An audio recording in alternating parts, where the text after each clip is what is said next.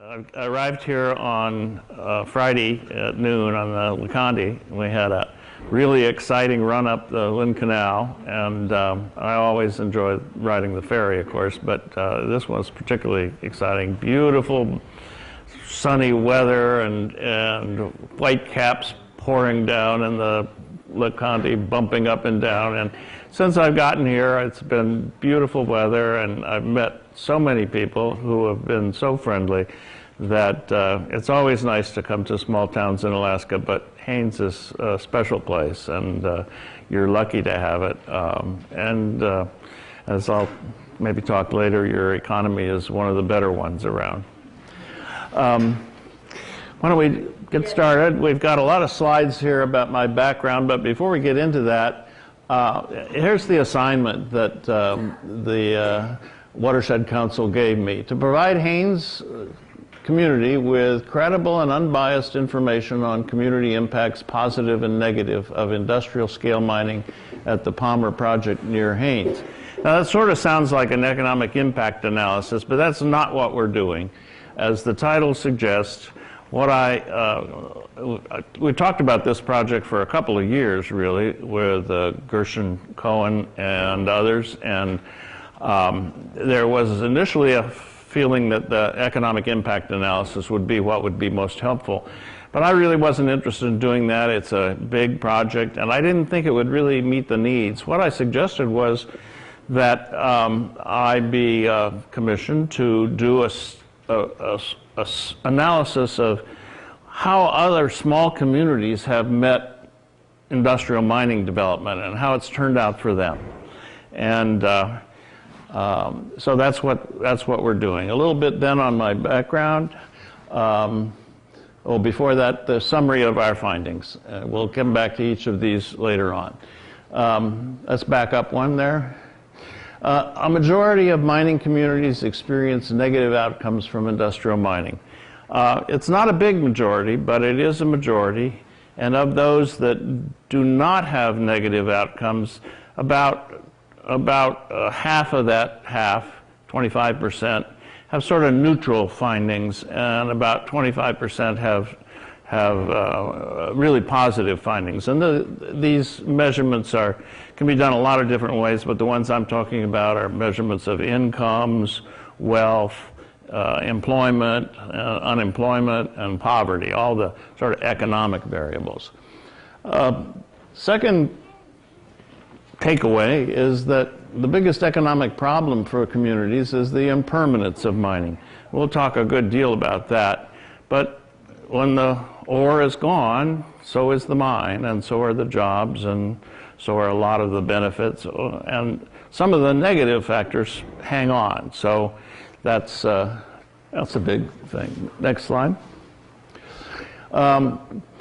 Unfortunately, communities which are the most immediately affected by metal mining, are probably some of the least able to influence and leverage what happens with the level mining. We'll talk about that too. Unfortunately too, it's been my experience, and this is sort of subjective, other people might have a different view, but I think you would be unwise to count on the federal and state governments to protect your interests in the environment, at least if you are really concerned about clean water, clean air, and other environment and environmental health issues. And we'll talk more about that, of course. And finally, the most likely source of community leverage is really a proactive local government. And while it's not going to make everything go the way you want it to, it's the best avenue. And by that I mean tribes, boroughs, cities, and other quasi-governmental units that have a stake in the outcome can make their voice heard. And if they're proactive, whatever their views, they are much more likely to have to influence the outcome and the trajectory of mining development. My background, Meredith went through it. Let's just skip that. And I started out as a teenager working for Anchorage Natural Gas Company. At that same time, I was mountain climbing in south central Alaska, and I would pick up quartz. I would see quartz veins, and I would use my ice axe or whatever was available or another rock to knock off a big chunk, and I'd stick it in my pack sack and take it back to Anchorage. And in those days, in pre-stated days, this was about 1956 to 58, the Territorial Division of Mining had a assay office, and you could just take your rocks in, and they would grind them up and run them through an assay and send you a nice little typewritten report that said you didn't have a lot of gold in there after all. But it was one of the subsidies that the mining industry got in Alaska. The mining industry is good at getting subsidies. Anyway, I went to Washington, D.C. in the 70s and was there when the Alaska Native Claims Act was involved, worked for Senator Henry Jackson, Scoop Jackson, who was the chair of what is now the Senate Energy Committee, and I really enjoyed that. I wasn't directly involved in it, but my wife was working for Senator Gravel at the time, and she was deeply involved in it, and it was something I was in touch with, I guess you'd say. I was Director of Research for the legislature, and let's go to the next slide. In 1989, Governor Cooper wanted me to quit being senior economist and go over to Fish and Game and manage the damage assessment and restoration efforts after the oil spill. That was got to be one of the best jobs I ever had. It was a lot of fun. I made the mistake of thinking it was really important that I stay in the office and handle all the crises that came up. And I did not avail myself of the chance to go out and count birds and sea lions and oiled beaches and so on, which I probably should have. It was a great job. I served there under Governor Cooper and Governor Hickel, and after about 6 months, Governor Hickel's Commissioner of Fish and Game decided that he probably wanted somebody who wasn't disputing the television ads of the Exxon Corporation that showed a sparkling Prince William Sound with whales jumping, although I don't think those whales were there at the time after the spill. They made Prince William Sound look great in their ads, and I testified before the legislature that there was another story under the water and beneath the gravels of the beaches. And so I left state government, which was, of course, their right. I mean, it wasn't a problem for me. And I opened up my own consulting business, and soon after I did that, I really had very little business, and I was functionally unemployed. And my wife was publishing newsletters that covered the legislature. She said, gee, I think there's an opportunity for a newsletter covering the budget. She wrote newsletters and published newsletters covering oil and gas, the environment, mining, air carrier operations, a lot of specialized things, charged a lot of money for each one of them. And I replied that, that would be really interesting, but you'd never make any money out of it. And she said, well, do you mind if I see if I can market it? So she did, and 2 weeks later she said, at the dinner table, I remember it very well, she said, well, I've got $14,000 worth of subscription checks in my purse. What do you want me to do with them? And suddenly I became a journalist, and that was really a lot of fun. It was probably more work than I wanted to do after some years, but because during the session it was really intense. We had 5 people working in the Capitol all session, so we covered it probably better than anybody else at the time. Next slide. As Meredith mentioned, my publications, I've also the Mineral Policy in the Public Lands from 1969, exactly 50 years ago. Wrote that with Arlen Toosing and myself, and that was a great opportunity to work with him and to work with ISCR. I was up in Fairbanks at the time. More recently, done analysis of the Susitna Power Project proposal, and in 2015, I wrote an analysis of which is online actually, you can find it still, of the coming recession, which was largely disputed by just about everybody, but the recession came nonetheless. Next slide. Well, we can leave that up for a second. Next slide. Takeaway number one. The majority of communities experiencing negative outcomes from industrial mining. Now, there are lots of studies. I was surprised. In the last month, I have sort of researched the literature, both the gray literature, technical literature, government publications, but also the peer-reviewed literature. And it's just amazing how many. I knew there was a rich vein of literature relating to oil and gas impacts, because I'd worked with oil and gas more than anything, more than minerals, really. But I was surprised how many studies they are from all different directions and a very high varying quality and varying specificity. Studies by economists probably predominated, looking mostly at the economic indicators, the ones I mentioned earlier, but also sociologists looking at indicators of human welfare and community organization and integration, things like mortality rates, health indicators, education indicators like graduation rates and so forth. Just a lot out there, and looking at it from many different perspectives. And in some cases it's sort of bewildering, because how do you make sense of so much information in which it's really hard to equate one study with the other? And so let's have the next slide. Can we pause for just a minute to let the people who are behind you Sure. sit up front here? Sure. It'd be nice if as many people come here. Yeah.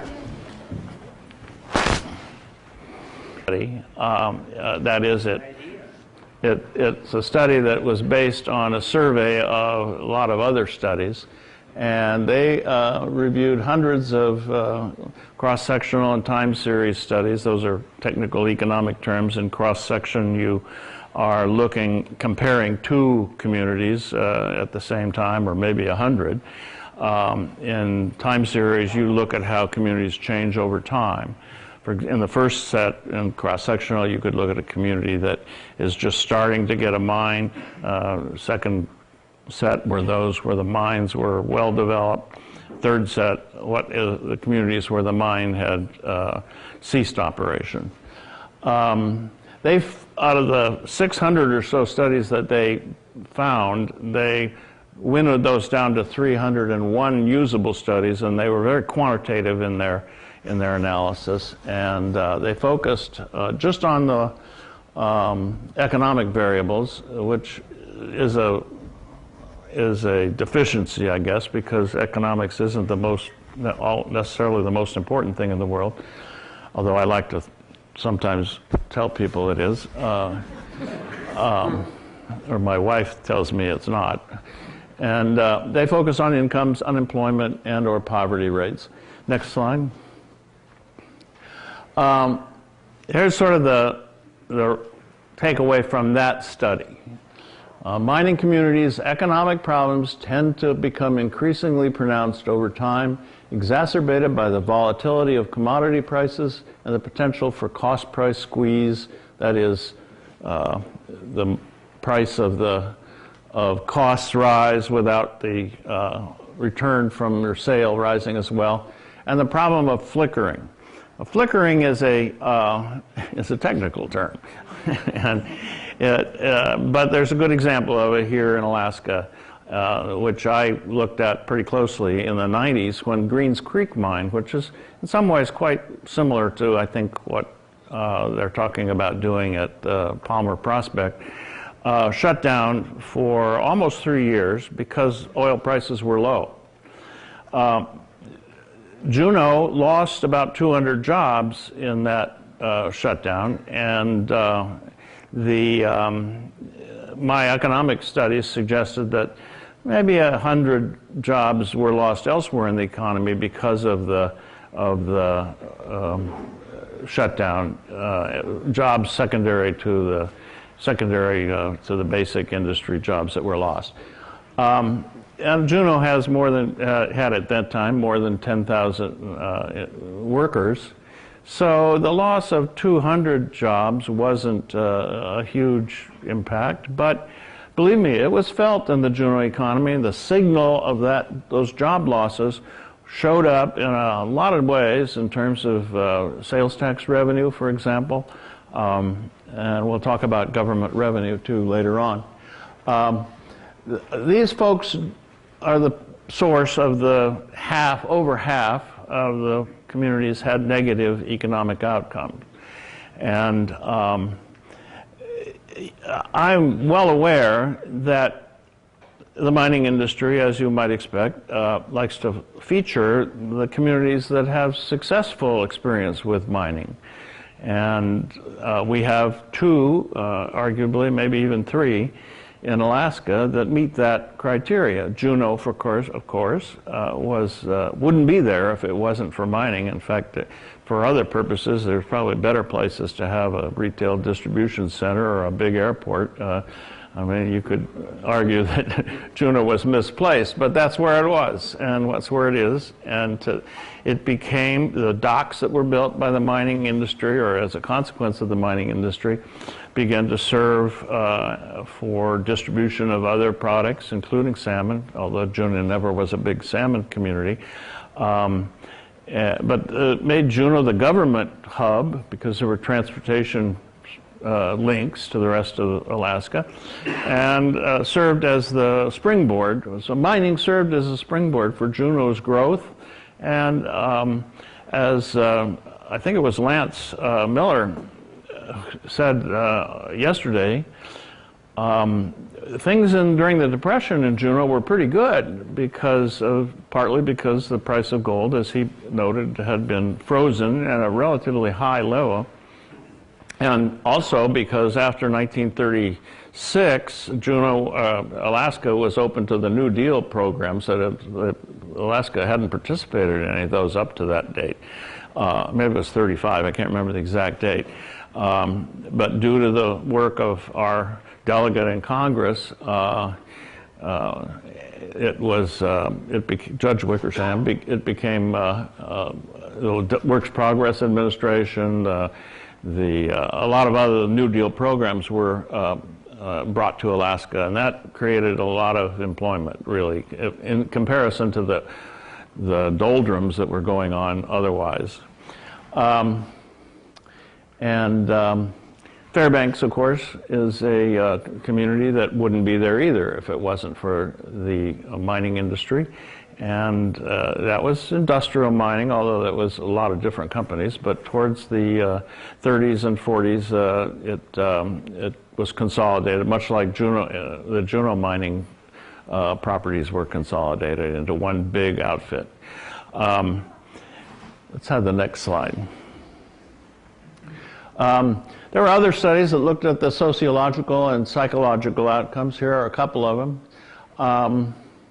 And they have, I can't say that I have investigated them in great detail, but I've looked through them enough to see that they're probably more negative than slightly more negative in their sort of generalized finding than the economic studies. Maybe that's partly because they tend to look at the very small communities particularly in Australia or South Africa or South America, but also in the United States. And I think those are the ones who are more vulnerable to negative outcomes. They don't have the other alternative industrial or economic reasons for being. Let's have the next slide. This was a figure from one of those studies, and it's conceptual. It doesn't tell you how many communities go one way or the other, but on the left are the communities that go into a downward spiral. The loss of the mine tends to cause other things to be lost, and that's a cascading kind of phenomena. The ones on the right are the communities that are managed to use mining as a springboard, and that's probably a good example of what happened in Fairbanks and Juneau, and maybe arguably Nome. I think Nome's a tougher case to evaluate. Next slide, please. Takeaway number 2, and I'm sort of covering 1 and 2 sort of together. The biggest economic problem for communities is the impermanence of mining. By that I mean the flickering that I described earlier, the fact that the mines tend to close if there's a problem with the economics, but also in general, mining is a well, let's go to the next slide. This is from the book that Arlen and I wrote back in 1969, almost exactly 50 years ago. Mineral development has limited capacity to support economic development because the mineral industries are becoming less and less labor intensive and are playing a steadily shrinking role in the overall economy. Now, we based that conclusion on analysis of employment data, for example, from 1909 through 1963.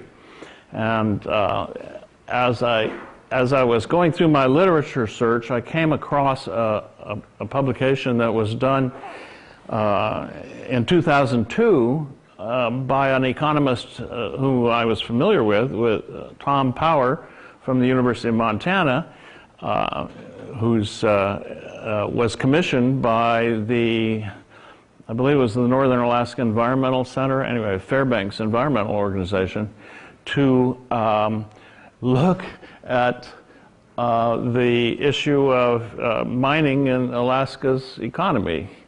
And I was perusing it, and on page 2, I guess, or somewhere, I saw right at the beginning, he said, well, this is what Tusing and Erickson said in 1969, and it's still true.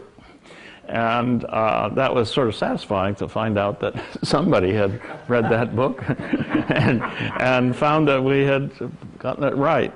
But the question was, really what's happened? And I need to verify that for myself, so I started to do some statistical analysis and compilation. So next slide. That's U.S. mining employment from 1990 through 2018, down 36%. 36% of decline in U.S. mining employment. Next slide. And this is mining's share of total U.S. employment, down 52%. It fell even faster than the absolute number because the economy as a whole was growing at the same time mining employment was going down. This is incident, I should say, this does not include coal mining. This is metal mining only. Next slide. And at the same time, before we talk about this, let me just say, at the same time, if you look at the chart, and I couldn't find a really good one in the time I had available, of the amount of output of the mines, at the same time that the metal mining share of total employment and share of the total economy was declining, the physical output of copper and gold and other metals was increasing. And that's really a remarkable testament to the increasing capital intensiveness of the mining industry. As they substitute capital for labor, they are able to produce more with less labor. This is the index of labor productivity, jobs per unit of output, like a ton of copper or a pound of copper or an ounce of gold or and gold and silver together. They often are found together in mining. And that means that productivity has risen although the figure is constructed so that it's an index, and it looks like the index of jobs per unit of output has declined. Next slide. This is a hard one, and that is communities have limited influence on industrial mining projects. I don't think you probably need much background on why that might be the case, but let's see the next slide. Reasons are federal and state preemption of many tax and regulatory authorities, and those are the real hammers, if you will, that can get a mining company to do their operation the way the community feels is appropriate. Number two, most communities, at least in the United States, don't own a lot of property. Now, there's some real major exceptions to that. The Nana Corporation, which I think is sort of a community, is a community. Has the ground under the Red Dog mine, the mineral rights are there, and they do own the mineral rights. And unlike so many mining operations, that's an operation where much of the profit, economic rent that we economists describe, stays in the community in some important sense, because those shareholders that get the dividends mostly live in the community, and by virtue of that ownership, they were able to obtain a level of local hire that was probably not obtainable under any other circumstances, and is sort of an exception maybe that proves the rule. We'll talk about that a little more. And the third item there is that because just saying no doesn't necessarily mean no. There are some areas in the world where the mining companies go in and have to gain really assent from the permission to do the mine. And if the community says no, you can't do it. That's supposedly the case in Brazil, supposedly the case in Australia. But there's quite a bit of literature, quite a bit in the sociological literature about how just say no doesn't mean no. That if the community says no, they often find ways to go ahead anyway. Next slide. Another factor is that, this also applies to the next bullet, and maybe I should have put it there, on not trusting state and local environmental regulations. Guy Archibald at SEAC, who's a chemist and who's worked for the mining industry and is a long-time observer of it and its environmental effects, pointed out to me that just say no really isn't work here either, because if this is a excerpt from the Code of Federal Regulations governing how mitigation is supposed to be required, and what it essentially says, if you need to mitigate some sort of pollution or water quality problem, that you got to find some way to do it that doesn't put the mining company out of business. So that underlying philosophy means that if there's some problem with protecting the environment that really can't be solved in a way that is economically feasible, that you can't force them to do it. That's pretty important, particularly when you look at the levels of pollution, for example, in Hawk Inlet right now. And Greens Creek is a pretty good mining operation. It's not It's not a fly-by-night operation, or hasn't been yet anyhow. And they have responsible management, and yet they're still, when they were building the facility and the port to load their ore, they had a big conveyor that stuck out over the water, and they tested it with sand because they didn't have any ore at the time. And then when the first load of ore came down, they ran it on the conveyor, and the calculations were in error, and the conveyor collapsed into the ocean, and all the ore went into the ocean too. And there's been a lot of studies, and they've remediated that to the best they can. But nobody really knows where the pollution is exactly coming from. That is, the heavy metals that are found in.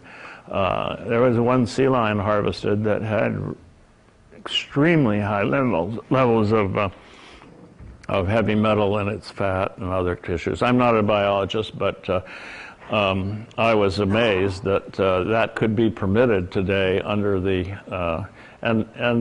basically the EPA and the state environmental folks are saying, well, it's not really much of a problem. And you can argue about that, but I think it lends weight to the conclusion that you really, if you want to protect your environmental interests, and if you have a feeling that they're very important, that you need to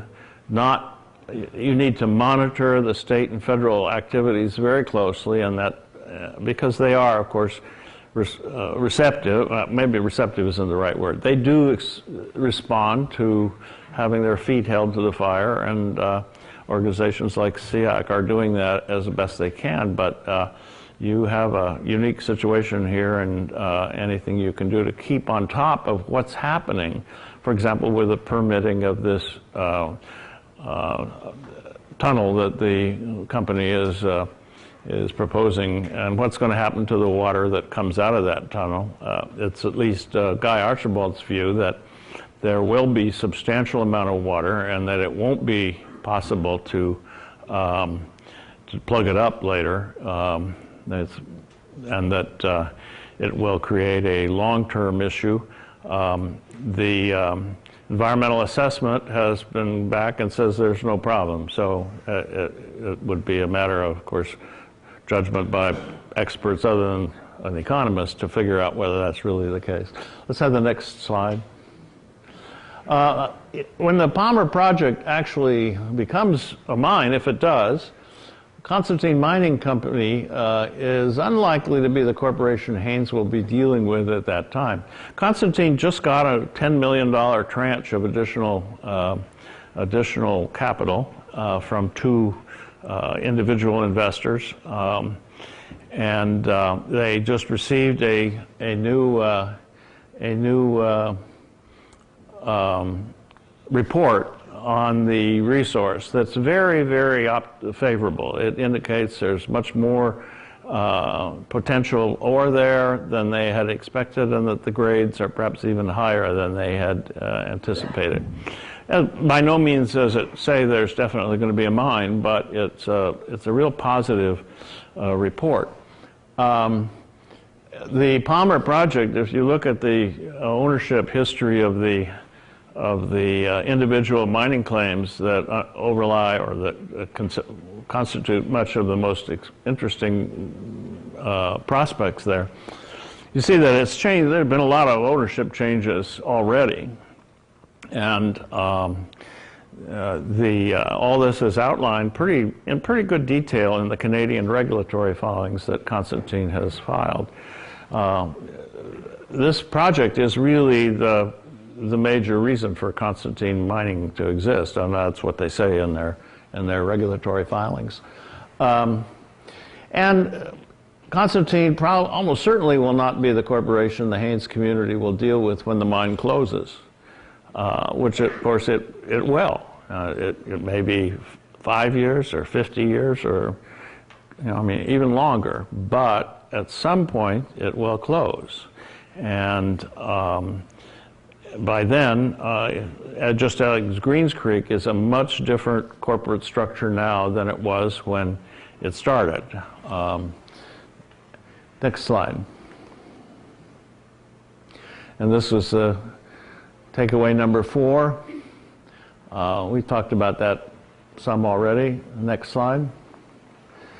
You know, environmental oversight. I was interested in the presentation yesterday in the mining forum by the woman from Canada who gave us a pretty good overview of how socioeconomic impact analysis is done, and statements are prepared, and the philosophy behind that. And I have worked on socioeconomic impact statements, EIS, and the socioeconomic sections of EIS as I was involved in the big mining prospect in molybdenum mine in Quartz Hill down near Ketchikan. And that was a multi-million, well, at least $1 million, I don't know how total amount it cost, but over $1 million. And so I have some hands-on knowledge of how that process works. And the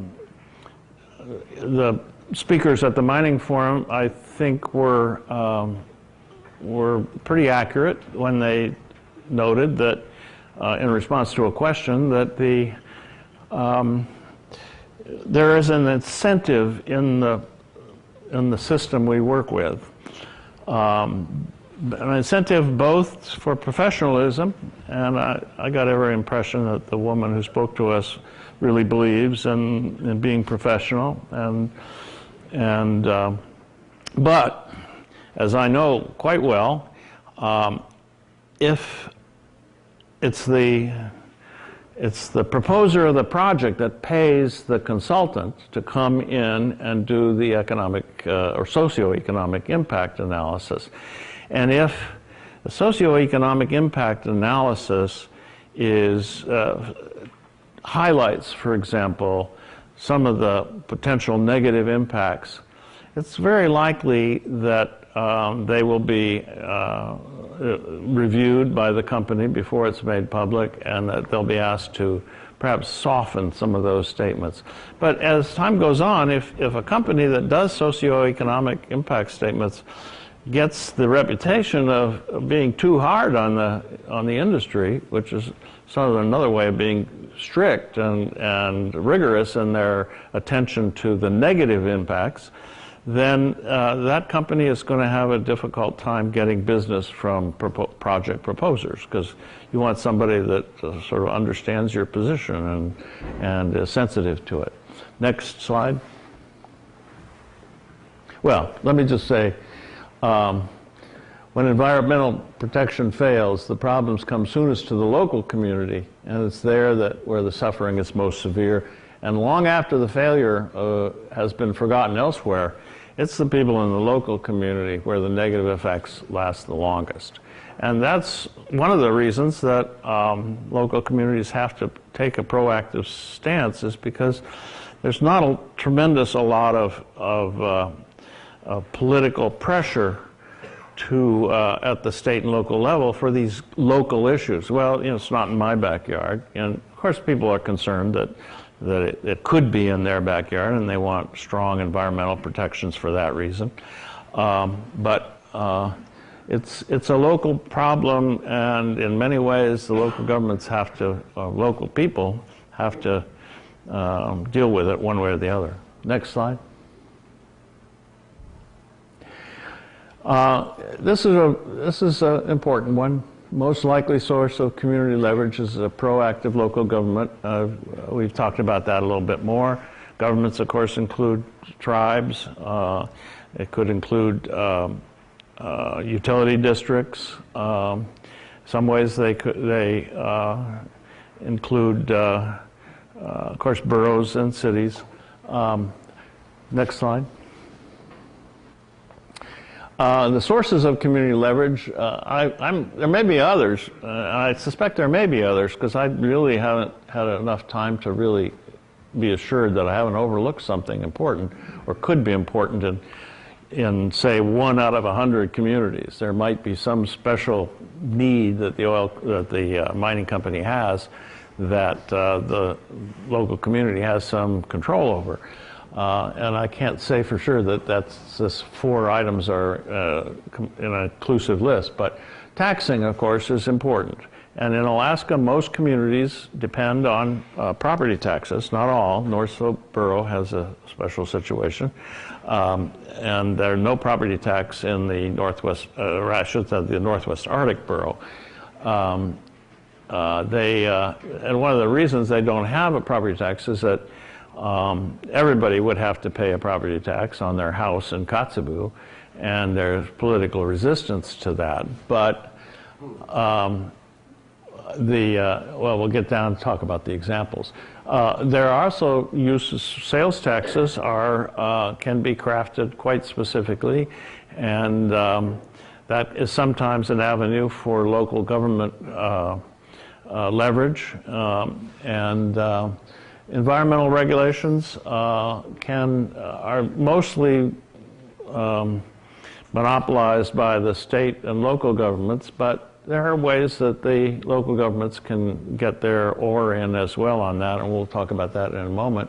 And land ownership. If the community has ownership of the surface and or subsurface estate, even if it's not the mineral itself, if they have control over the area where a road has to be built or a port, they can use that. And I skipped the zoning authority, which is really one that is used quite often to try to make sure that mining proceeds in a way that is acceptable to the community. Examples, tunneling operation that gave birth to Juneau. During that exploration phase and the work that they did there's many millions of dollars invested in exploring the feasibility of reopening that mine.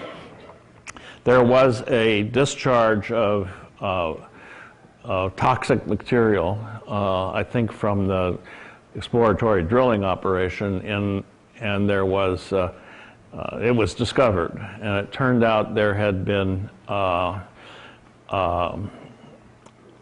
the people who were certifying that the discharged water was not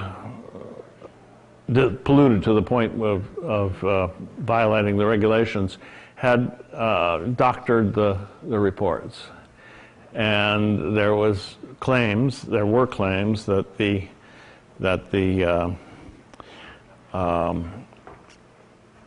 that this was a criminal offense, and that in any case the FBI did investigate, and the Department of Justice did assess civil penalties against the mining company. But that became very well publicized and was a running story for quite a while. And people in Juneau were really concerned about that, because Juneau's water supply comes from up in the Gold Creek Basin, which is where the watershed is, where that pollution was coming. And while Juneau has a wonderful water source there, it's an underground source with a artesian or wells, that whole well field that produces really great water. My wife says it's, who's traveled around quite a bit, she says it's the best water in the world. I can't tell the difference myself, but most people who do tell the difference say that it's really, really good. So Juneau passed, after much discussion, and passed a mining ordinance that has real teeth in terms of water quality issues. And as far as I know, it has never been challenged in court. Maybe it will be at some time if mining develops again. But it's an example of how a proactive government can look, and particularly if it has a special interest in that, as Juneau did. Hey, that's our only real source of water. They now have a second source at Salmon Creek, but not enough to serve the whole community.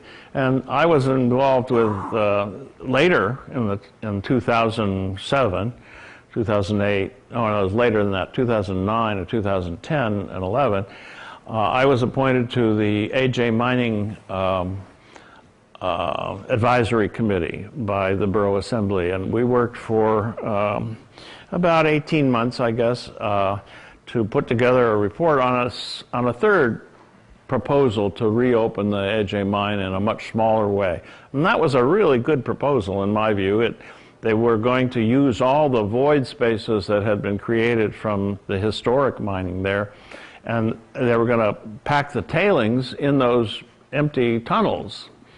And so there would be no drainage, or the tailings would be sequestered. So that's a big issue, and that seemed to me like an important and useful diversification of the economy. And they proposed that it would, well, it's a long story, but I thought they had a pretty innovative proposal. And so the commission examined the group, and we had Lori Ferguson Craig, an environmentalist, certainly she describes herself as. There were 7 people on the commission, and she wrote a report saying no, they shouldn't mine at all. I also wrote a dissenting report. The other 5 people said no, we can go ahead under the existing regime, it's okay.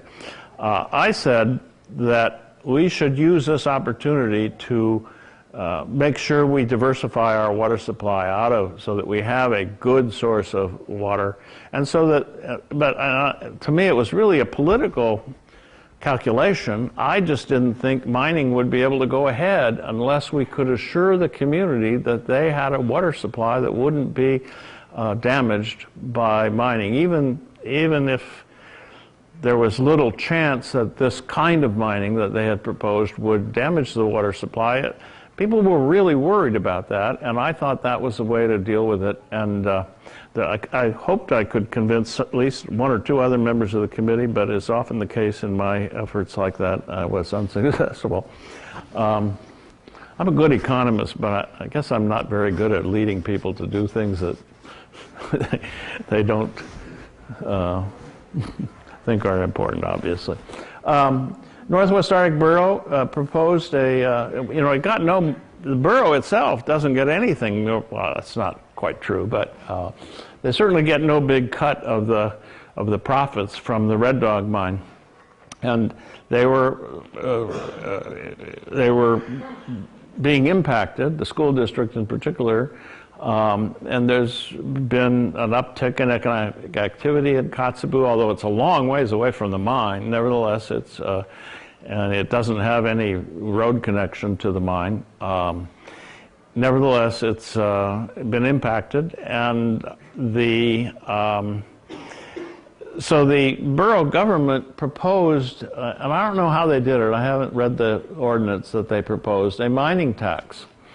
And apparently they did their homework sufficiently well so that they were able to have they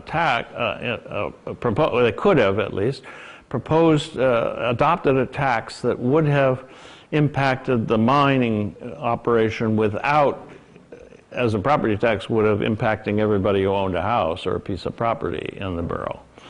And I'm not sure exactly how they did that, but it was a realistic enough threat that was the lever, that was the influence builder, because the companies said, hey, okay, we don't want a mining tax, but why don't we talk about some payment in lieu of taxes, PILT. And they did reach an agreement, and the Kotzebue, the Northwest Arctic Borough, is now receiving those PILT payments. Now, the Red Dog mine, which is the one we're talking about, we talked about earlier, is really a special case. Analysis of the economic rent earned from mining indicates that it's pretty rare for very much of that economic rent to stick to the community where it's earned. Economic rent is what's left over after the costs of mining are extracted or removed from the proceeds of the sale of the metal or the ore. Those include the return to capital, because mining is such a capital-intensive operation, and it includes the return. We deduct the returns to capital. The capital is the capital, people who provide the capital, they didn't provide the mineral. It's a natural resource. It's a God-given resource, if you prefer.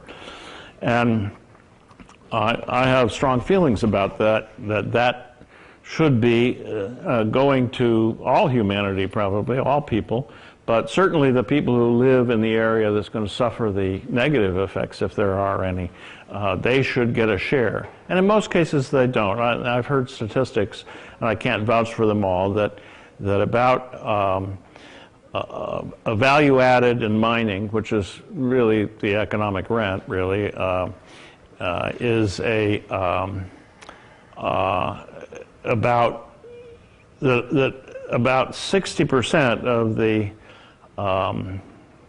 of the value from mining is in economic rent, that is earned by the mining company, not by, or is divided between the mining company and the owners of the resource. Now, in this case, the Palmer family will get some. I think their royalty is something around 2.5%.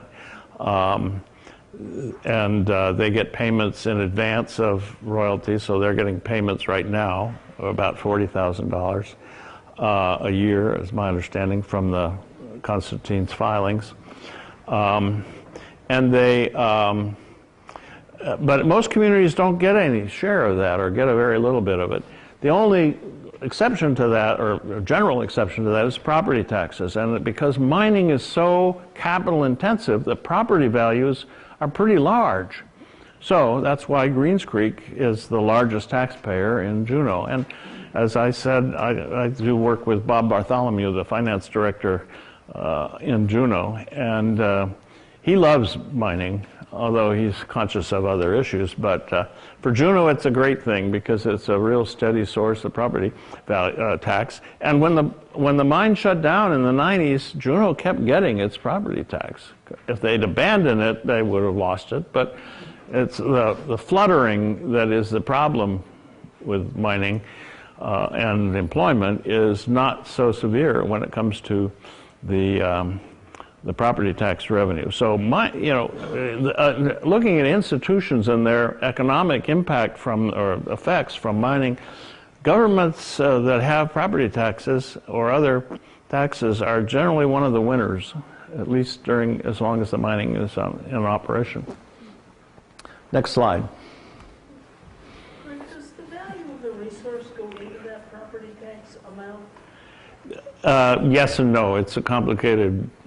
It depends on the assessment procedures. This is one of my last slides here. In 1956, the Constitutional Convention drafted our Constitution. The language is the same today as it was in 1956. The legislature shall provide for the utilization, development, and conservation of all natural resources belonging to the state, including land and waters, for the maximum benefit of its people. And I think that's really a remarkable piece of constitutional doctrine. It really, at least some of us interpret that to say, hey, if you're going to take our resource, we should get a big cut of the action. And to me, as an economist, that means the economic rent. In Alaska, as I mentioned, the municipal governments get some return, and that comes out of the economic rent. When you tax something, you're not providing an input to the operation, you're taking gravy, if you will, which is the economic rent. But our mining laws in Alaska really do provide a huge subsidy to mining, on state claims, because the state gets, I think, a pittance, a couple of percentage points of royalty, and it would make sense for the state to get a much larger share.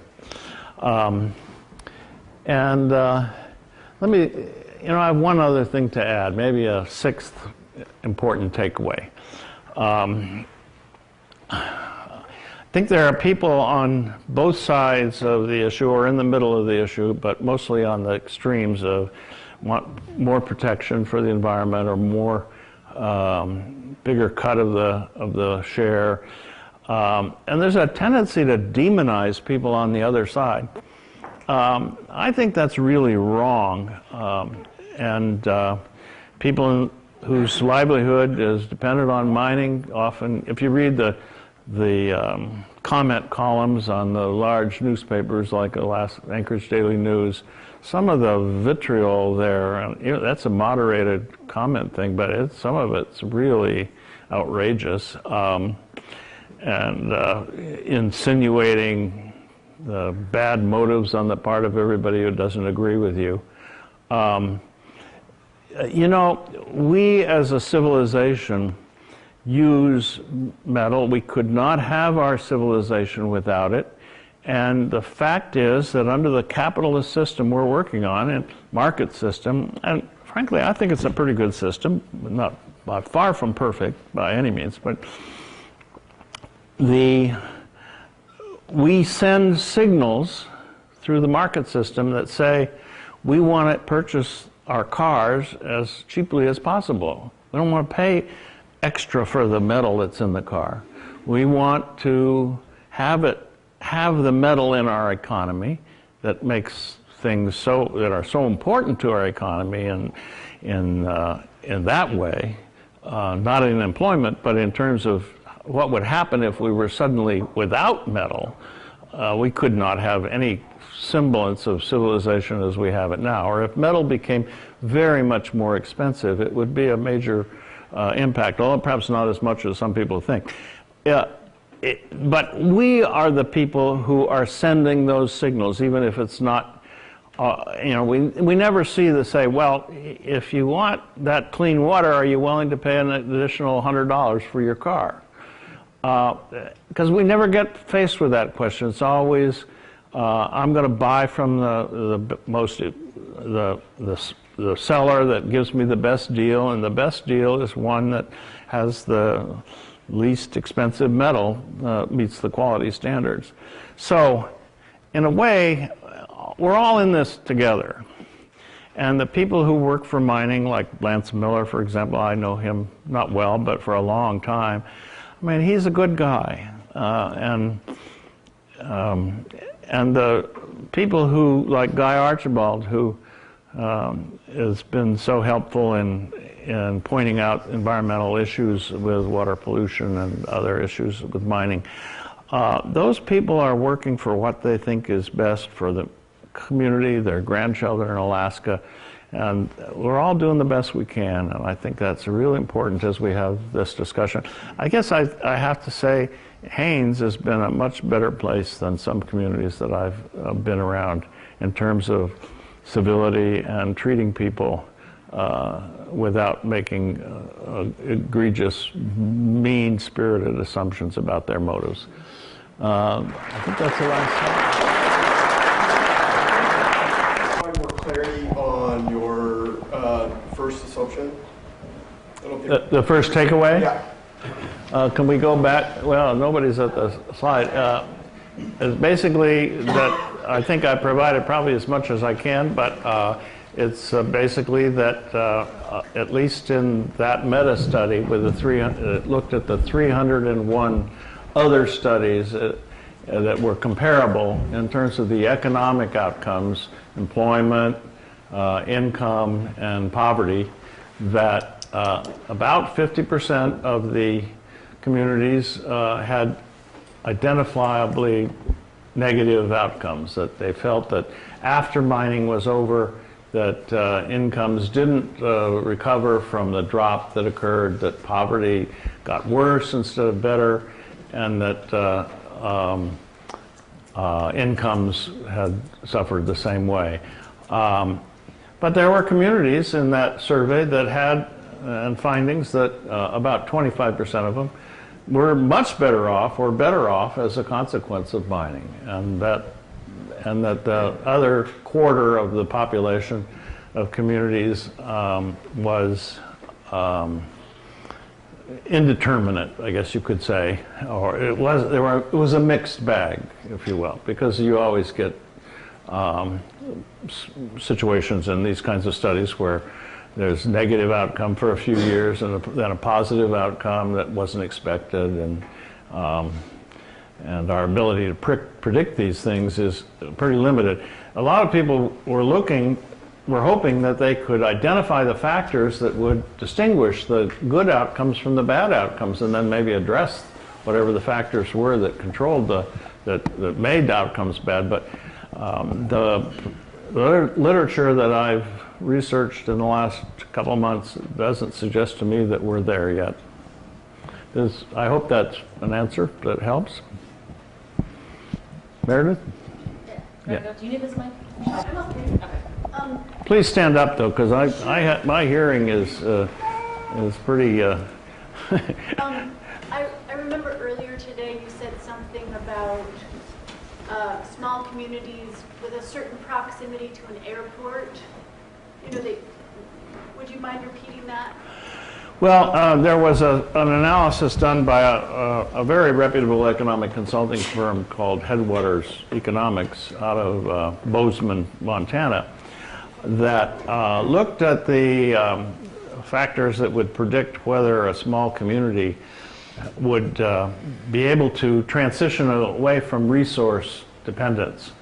Where I live, where I have my house now, where my wife lives anyhow, is in Bend, Oregon, and that was a timber community that was really dependent on timber, like a lot of other communities in the eastern slope of the Cascades, Klamath Falls, for example. Most of those communities, Sutherland, a bunch of others, when the logging went away, and we could talk about the reasons for that, but it went away pretty dramatically over a period of about 20 years, and by 1980 anyhow, it was just basically, well, even by 1970, it was mostly all gone, and by 1980, just a shadow of what it had been before.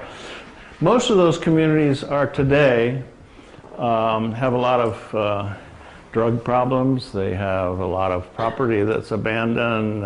They have struggled with educational outcomes. But some communities, a few, do really well. And Bend is one of those communities. And I can tell you why Bend is been able to beat that, what's called the resource curse. But I don't think it's necessarily applicable to other communities. It's worth studying for sure. Tourism had played a really important part in another thing was that there was infrastructure left after World War II, because Bend was a place had really good weather, still does. It's I really like the sunshine, and that's my reason for moving to Bend 4 years ago. It was a good place to teach flying, a good place to train people for military service. And when the war ended in 1945 and 46, the military pulled out and left a lot of infrastructure, including a big airport at pretty good sized airport in Redmond, which is where we go it's 26 minutes away from my house. It was an interesting situation because the Army Air Force at the time was looking for a place to train people. They knew the weather was good here, but there was no good airport. The people of Redmond got together and got all the machinery that they could find, earth moving and grading machinery, and they had a big flat area, but you have to fill and cut in order to get a runway. They built it in a period of about 3 months and said, here. And the Air Force, the Army at that time, came and paved it and made it into a real airport with navigation aids and so forth. Primitive by today's standards, but that was the catalyst in a way that was really important, because what the Headwaters people found was that communities that don't have scheduled jet service within a 1-hour drive really have a hard time taking off, which is not trying to make a pun, but that was the source of that comment. There are other factors as well, hospital, schools. In the case of Bend, well, let me shut up and let somebody else ask a question.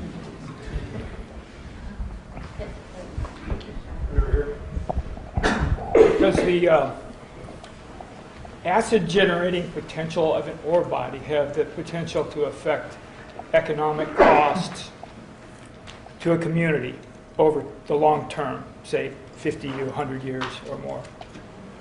Well, sure. I'm not a hydrologist or a chemist, but it's clear that water quality impacts fisheries, it impacts tourism, or can anyhow, and it is important. And those effects go on and on and on, and sometimes they're sort of like some kinds of pollution. You don't know whether you were suffering really bad pollution until the cancer diagnoses start popping up at an unusually high frequency 30 years later, for example. Yeah,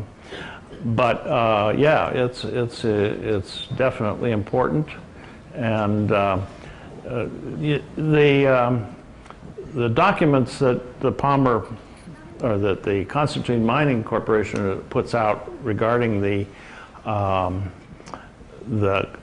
acidic or acid creating potential of the rock that they're going to might be having to drill out in order to get to the ore, suggests that there's basic minerals as opposed to acidic minerals that would tend to neutralize the acid. I think that's something that the community would really want to investigate carefully because the language they use is a little ambiguous, at least it seemed to me. Any other questions? There's some questions over here. Yeah, Help go for it. okay. I heard your radio, a little bit of your radio interview on Saturday, and if I remember right, you said that along with your first takeaway that the quality of life in communities where mines had pulled out was generally less than what it was by the feeling of the people who were interviewed? That's my impression, but we don't have a meta study like we do on the economic variables. That's the reason. I haven't made a rigorous survey of that literature, and I'm probably not competent to do so anyway, since I'm an economist, not a psychologist or a sociologist. But that was my impression. I take it for what it's worth. Okay. Along that line, I was wondering if a study would ever be done like that, if they would interview the people who lived in the community before the mine started, because I think if a mine were negatively impacting a community, a lot of people would move out, or some people would move out, and the people who are left would be the people working in the mine, and those would be the people who would be interviewed. Well, yeah, there's a potential bias of exactly the sort you're identifying, and I'm not competent to talk about that in a technical sense, but it's definitely an issue in those kinds of surveys, because you want a cross-section of people, and if people have left because there's problems with a mine, you are clearly going to be biased because their opinions, which they voted with their feet on, were left out of the survey. So you're absolutely right. That's an issue for people who do those kinds of surveys. Often they're based on questionnaires and opinion surveys, and a lot of problems with that as well.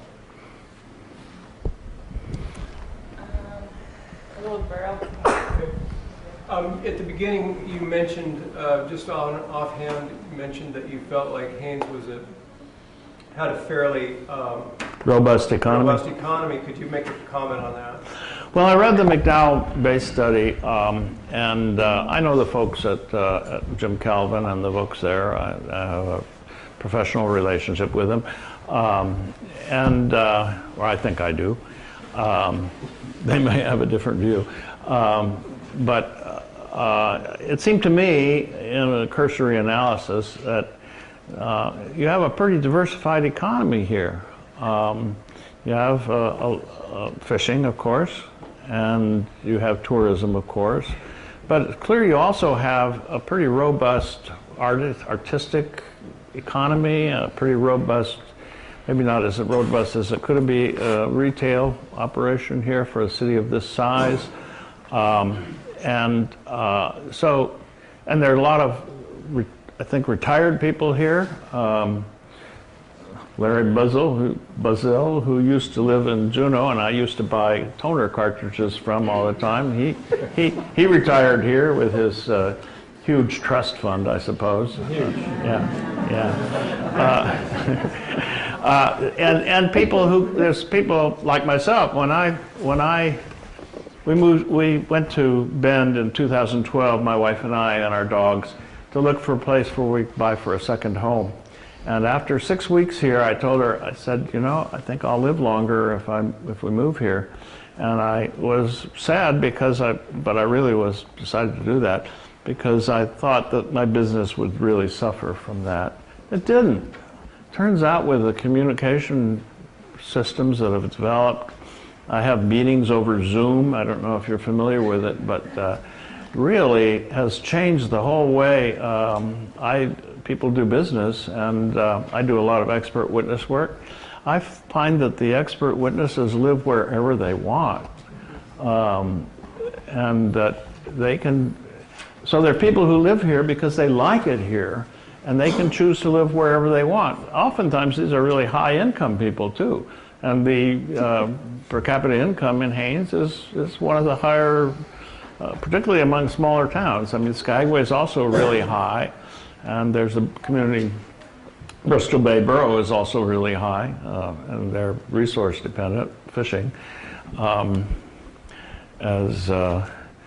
Jay Hammond was the mayor of the Bristol Bay Borough, and I used to work with him a lot, even though I never worked for him, on the permanent fund issues in the early 80s, or late 70s and early 80s when we were trying to get the dividend program. His Alaska Inc. proposal was his idea.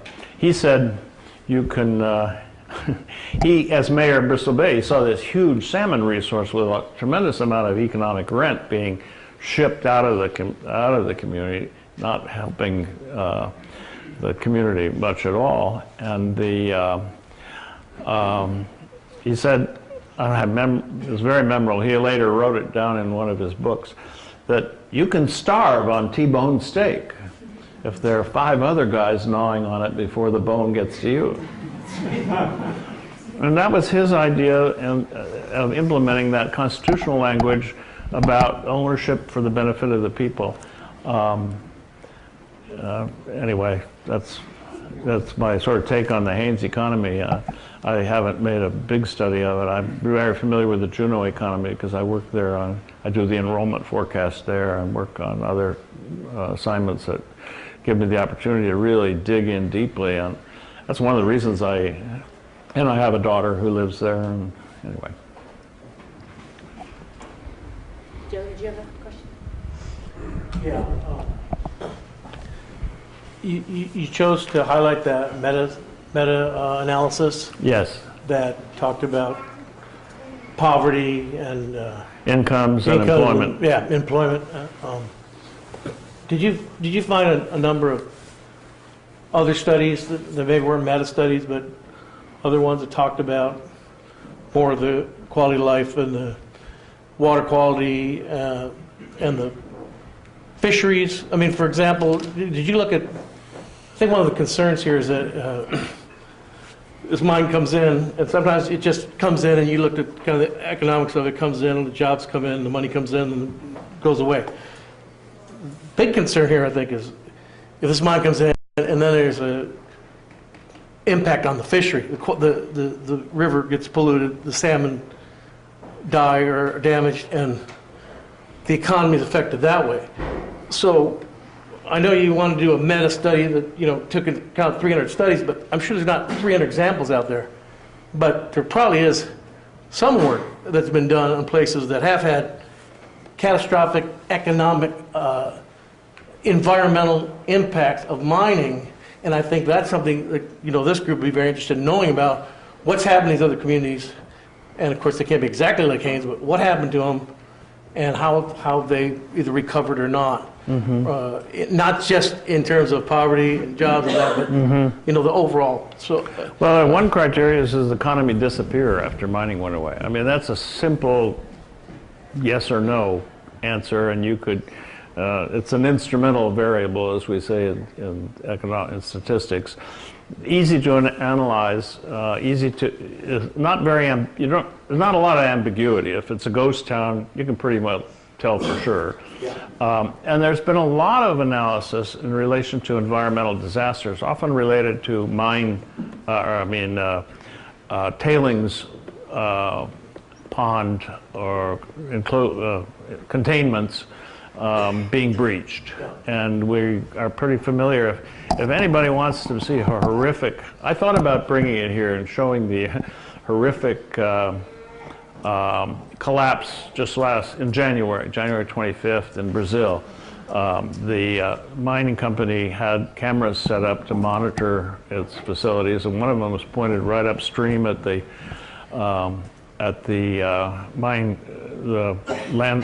dam, and captured the collapse of the dam and the horrific tidal wave that came down the valley, and I think the death toll is well above 200 now. But it would have been inflammatory, and I decided to leave that behind. But if you want to see something horrific, that's something to look at. But to answer your question, I know there have been such studies. I've spent about maybe 100 hours on this project. So I don't want to make you think I've done a really rigorous analysis of a huge, for that's going to cost thousands of dollars and hundreds of hours of professional time. But I thought that this sort of kind of reconnaissance analysis would be helpful in finding some of the, at least on the economic variables, finding the analysis that was really credible to me, peer-reviewed analysis of the source of that half of the community's takeaway was going to be helpful to the community. thank you. Hi, Greg. Thanks for coming to our community. You have talked a little bit about resource extraction and the pitfalls after a resource has been extracted and the negative impacts on the community economically and socially after that.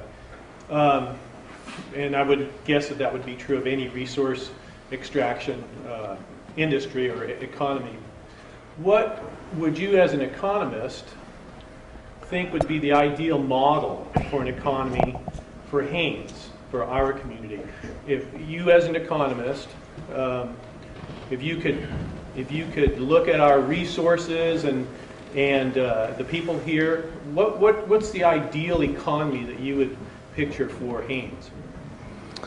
Well, that's really not, the question is what is ideal? And when mining comes to a community, there are people who find that they're better off because of it, and there are people who see the same objective events and feel they're worse off. So ideal means you've got some sort of judgment about what makes people better off and worse off. There's a lot of traffic on the road. The owner of the retail store says, hey, that's good. I like that because my business is up. People who have to get delayed on their way to work or to school think, hey, that's bad. So I don't think economists, and I certainly in my expert witness work, avoid taking positions that are subject to that kind of underlying uncertainty. How your values may coincide with what's going on. But I mean, I indicated that I thought mining would add to the economy of Juneau. And one of the reasons was it was such a small slice of the Juneau, and we knew it wasn't going to last forever. And We had experience with mining in Juneau, and we had good and bad experiences with mining in Juneau. And, but as communities get smaller, and Juneau is not really a small community in the context, I think, of the study, the criteria that I used in this study. As communities get smaller, they become more vulnerable to this episodic nature, the impermanence of mining.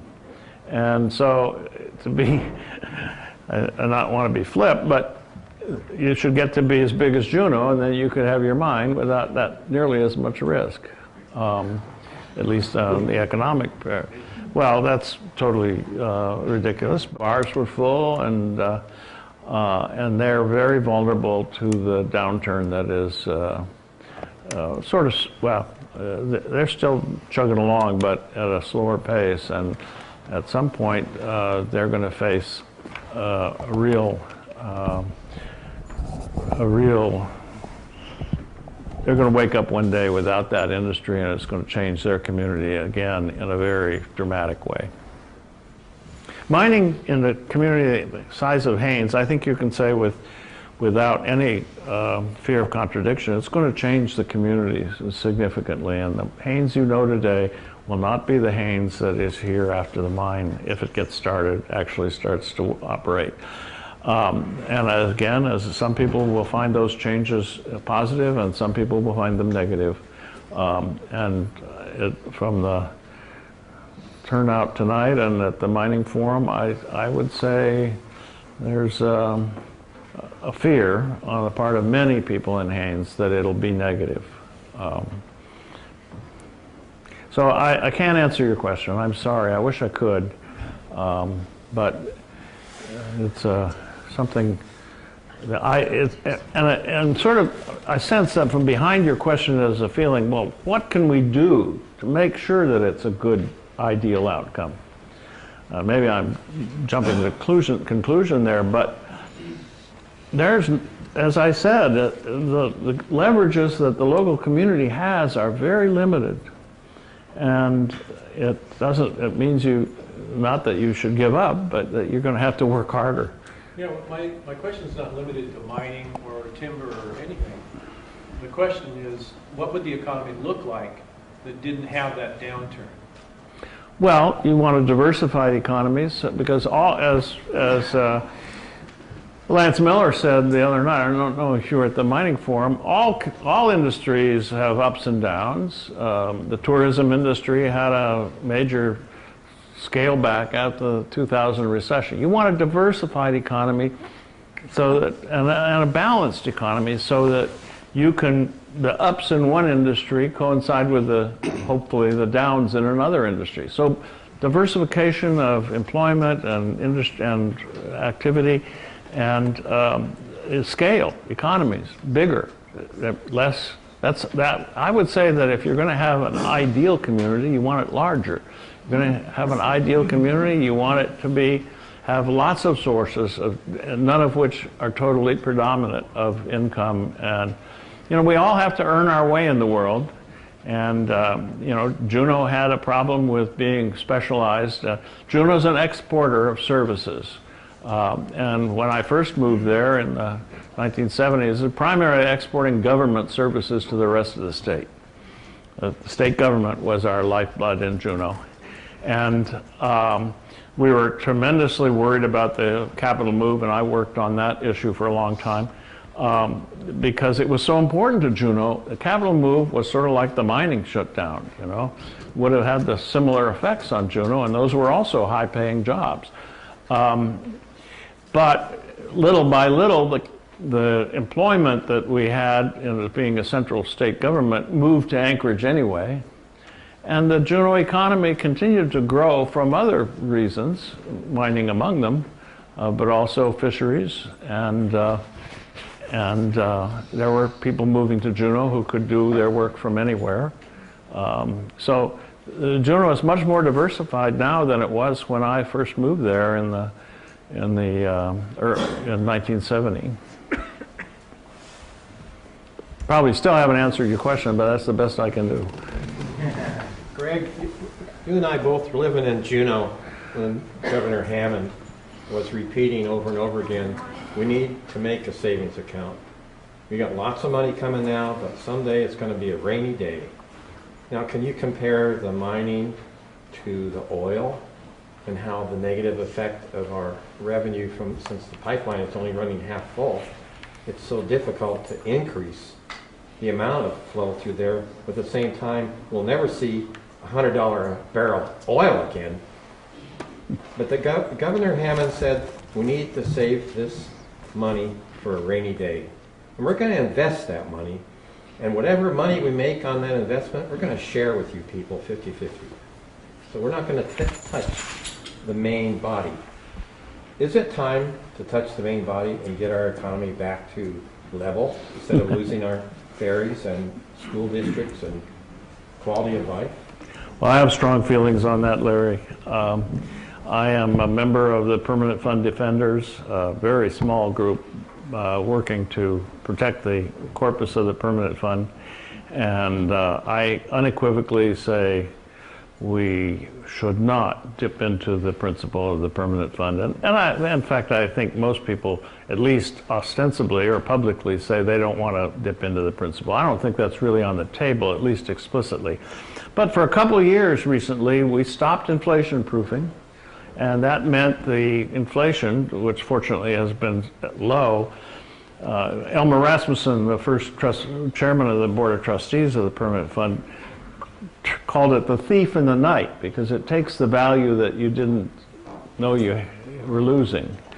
I think that we should, if I had my way, if I was Ayatollah of Alaska, you guys would, everybody in Alaska who would get all of the real earnings of the Permanent Fund, which is about $3 billion a year, and we would divide it up and send it out, and we would keep that money out of the hands of government, because when government, you're getting me on a rant here, you know, I really believe that government should support itself with the money that it can convince its people to share out of their pocketbooks and purses, and should not have a free source of revenue that doesn't require participation by the people who are benefiting from the services that government provides. That's the way every other state, that's the way every other state finances its government. Why is Alaska, why do people claim that Alaska is somehow incapable of doing what everybody else in the United States does? Support the government that they think is appropriate from taxes. And that's the reason our state government has gotten, one of the major reasons that our state government has gotten large. And as you know, I'm no fan of cutting the way that the current administration plans to cut. I mean, it's ridiculous, but they point out correctly that Alaska has one of the highest amount of spending per capita on government. I think only New York is higher, and it varies a little bit from time, but we've been, ever since the oil money started to flow in, the first thing we did was say, which was Tom Fink's proposal back in 1976 when the case was on the ballot, he said we should take this money, instead of putting it in the Permanent Fund, we ought to reduce everybody's taxes. In other words, give it to households and let them decide what to do with it. We shouldn't use it for government. Well, we did that. We cut the taxes, and of course we still have our municipal taxes because the municipal governments didn't get as big a share of it as the state government got. But even those were substantially low. In the 80s, I did a study, a statistical analysis of how communities responded to ups and downs in the revenue sharing program and the municipal assistance program, which was the way oil money got shoved into the, transferred to local governments. And it turned out that when oil, on average, people spend about 7%, or the cost of state and local government around the United States is about 7% of personal income. If you just take it as a percentage, cost of the government is about state and local government, I'm sorry, not the federal government. In Alaska, it was a little higher than that. It was about 10%, maybe 9%. We had an income tax, and we, of course, abolished the income tax in 1978, and but when you look at those ups and downs in revenue sharing and municipal assistance, you realize that when municipalities got money from the state, oil money, they spent about 1/3 of it to reduce taxes, and they spent about 2/3 to increase government services. Now, at the margin, the taxpayers have said, well, we'll give you about 7% of our personal income. But in the good years, when the revenue sharing and municipal assistance programs were in existence, they're gone now, there were some communities where they reduced property taxes very dramatically and increased spending very dramatically. Project 80s in Anchorage is a good example, although much of that was state money. Anyway, so that's my answer. Let's do, well, there's a lot of hands. Well, that stimulated a lot of questions. Yeah. We're just gonna do a couple more questions, and then we have cookies and stuff over there, and then we can have some time to just share that. This woman over here has had her hand up a long time. Thank you for noticing. I've been trying. I was having a gin-inspired conversation in the distillery with somebody who sees the mine in a different light than I do. And we were discussing the role of automation in mining, which was something that I don't think neither of us had a very complete understanding of. But your point about how the productivity of mines has been going up, but the jobs have been going down, sort of inspired me to come back to it. I'm curious, what sort of jobs are being replaced by automation? Are they expert jobs where you would get like a training in mining to take on that kind of job? Are those the jobs that are being replaced, or are they the more general labor type jobs that would be accessible to people without training? I think most of the jobs in mining that are accessible to people without training, at least initially, there are not very many of those left at all.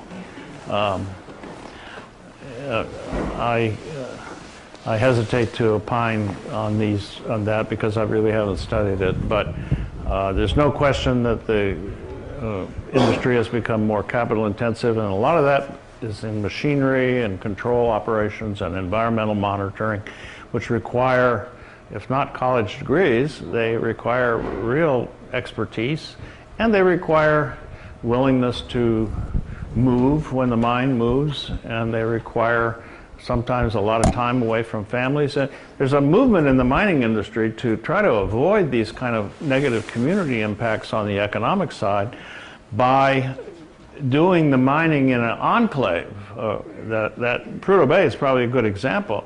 The Prudhoe Bay operation is a big operation, and they have a jet airport with regular service, a dead horse.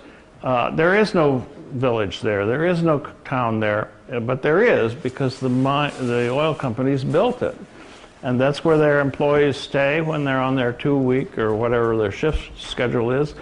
And there's a movement, particularly abroad, for mining, well, but also in Alaska. You look at the Donlin mine development. I saw the picture of I really haven't studied it, but I saw the picture of the camp. It's a huge camp. And that's a little city away from any other cities. And when the mining is over or when the exploration ends, you just pack up all those buildings and you leave and you remediate what's left, and there's no big drop in income in the local community, and there's downsides to it. The people in the local, if there is usually there's no local community really close by, but if there is local communities, the people complain that they're not getting the jobs.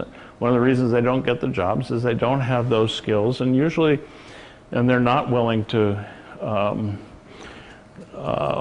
travel and move or be away from their families for long intervals like that. And mining jobs are not sometimes the most pleasant jobs. And that's something that also drives wages up. So they're well-paid jobs, but you have to be responsible. You're using a $2 million drill, or piece of machinery. They don't want to put just anybody in charge of that. And they want people that are going to show up when they're supposed to, and that's of course important to any business, but particularly important if you got a $2 million piece of equipment that's sitting idle because somebody couldn't make it to work. So those are factors that work with the increasing capital intensity to make these jobs fewer and more demanding. George, and then back there, and then we might have to wrap it up after these last few questions. You mentioned the boom towns in North Dakota, and I've read quite a bit about those towns, and there are a couple things that you really haven't touched on, the costs of local community, not necessarily even directly related to the mine and the people who work at the mine, but the opportunists and the social culture that develops around a boom kind of economy like that, and the increase in crime and drugs and mental health issues and things like that, and who bears the cost of all those things, because a lot of the communities down there are suffering these tremendous social and other related crises, like vast increases in crime and things like that. The other impact to just people who are living there is the rising prices of people who are not in that economic loop, and all of a sudden rents are going up and other things are becoming very expensive. And then the local government that has to pay for increased infrastructure, the extra sewage treatment plant that's needed, the extra police force that's needed, the extra water supply that's needed. Who pays for it? Where's the money come from to pay for those things? And how does that interface with all the other economic considerations? Well, communities have responded to those challenges in different ways. I was served on or was a consultant to, I should say, the community, a group of communities were asked by the state and the company that was proposing the ever potential gas line back in the 80s, and the idea was what kind of mitigation is needed to protect the communities from the impacts that they saw during the late 70s when the pipeline, Trans-Alaska pipeline was being built. And so that's one way. I was in Anchorage and Fairbanks during the pipeline era, and boy, there was rents were sky high, and traffic. You don't realize how much we depended on the telephone system. In that days, it was all wired. Until it got maxed out, and you picked up the phone and you couldn't reach somebody, and you couldn't reach the fire department. In fact, that was a big cost to people, at least a cost and worry. So there's a lot of different ways communities address that. One is to try to get payments in lieu of taxes. Another is to get advanced tax payments. The state got advanced tax payments from the oil companies. They had a temporary property tax in 1972, or no, 74, 73. Everybody thought there was going to be a pipeline, and so a lot of people invested a lot of money in public or private infrastructure like rental apartments, and then the pipeline never showed up, or wasn't showing up when it was expected because problems over the ANILCA, the native land claims issues in Congress. I later was in Washington when that happened. So it's a problem, and the ways it people have responded to it are different depending on the area.